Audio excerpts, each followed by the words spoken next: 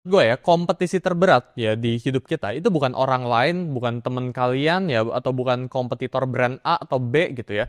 Tapi menurut gue kompetisi terberat itu diri kita sendiri. Sama kayak misalnya temen-temen itu trading ya. Trading itu the biggest enemy dalam trading ya. Musuh terbesar dalam trading itu bukan marketnya, tapi diri kita sendiri alias psikologi kita gitu ya. Jadi yang paling sulit dalam trading ya itu bukan analisanya, tapi di saat lu pengen ngeklik itu psikologinya ya. Paling sulit dalam trading itu bukan market ya, tapi psikologinya dalam lu mengelola. Karena ketika teman-teman ini pengen cari untung di market, pasti teman-teman ini ngalamin yang namanya itu drawdown, dan di saat drawdown itulah teman-teman itu ketes. Gue percaya ya, market ya dan resolusi tahun baru atau dengan ya kita self development ini suatu hal yang sama. Musuh terberat kita tiap tahun itu diri kita sendiri. Apakah kita lebih baik dari kita yang tahun lalu? Apakah Suli tahun sekarang 2025 ini lebih baik daripada Suli tahun 2024? Apakah lebih baik dari 2023 dan sebagainya ya? Teman-teman itu harus tanyakan seperti itu. Ya sekarang lu self reflect ke diri lu ya. Apakah gue yang sekarang ini lebih baik daripada gua tahun 2005 awal, Januari 1 2005 versus misal sekarang ya 31 Desember 2025. Apakah gue lebih baik? Apa yang berubah dari hidup gua? Itu lu harus catat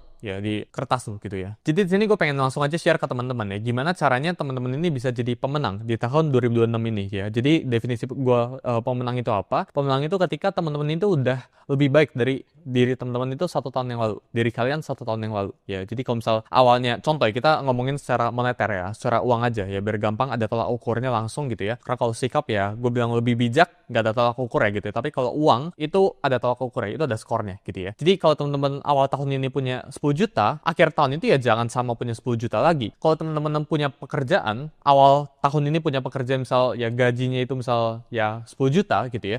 Ya by the end of year ya jangan sama 10 juta juga, lu harus berkembang. Karena di saat lu stuck ya itu lu nggak stuck loh guys ya, itu lu nggak flat grafiknya. Di saat lu stagnan, perusahaan yang stagnan itu perusahaan yang akan bangkrut ujung-ujungnya. Lu harus grow, sama kayak manusia yang stuck itu manusia yang tidak grow, manusia yang akan bangkrut pada ujungnya, tanda kutip bangkrut gitu. Jadi teman-teman itu harus grow ya, lu nggak boleh stuck di satu tempat. Ketika lu stuck itu sama aja lu rugi. Lu rugi itu apa? Waktu dan opportunity cost. Hal yang lu harusnya bisa kerjakan di masa-masa lu gabut lu itu, malah lu pakai buat nyantai, ya scroll TikTok dan sebagainya. Gue percaya sama salah satu statement ya, yaitu the cost is fixed. Jadi kalau lu mimpi sebesar apapun sama lu mimpi sekecil apapun, ini costnya itu sama, yaitu suffering itu sama. Karena semua manusia ya di dunia ini, kita ngomong orang kaya, orang yang berkekurangan, orang yang gendut, orang yang kurus, orang yang misal punya pekerjaan, yang tidak punya pekerjaan dan sebagainya, itu semuanya itu suffer ya. Semua orang di dunia ini itu suffer, nggak ada yang nggak suffer. Semua orang di dunia itu selalu menderita. Jadi mau lu punya uang 100 triliun ya lu pasti menderita. Terusnya kalau lu nggak punya duit, lu juga pasti akan menderita. Jadi semua orang di dunia itu suffer, lu tinggal harus pilih ya, lu pengen menderita punya 100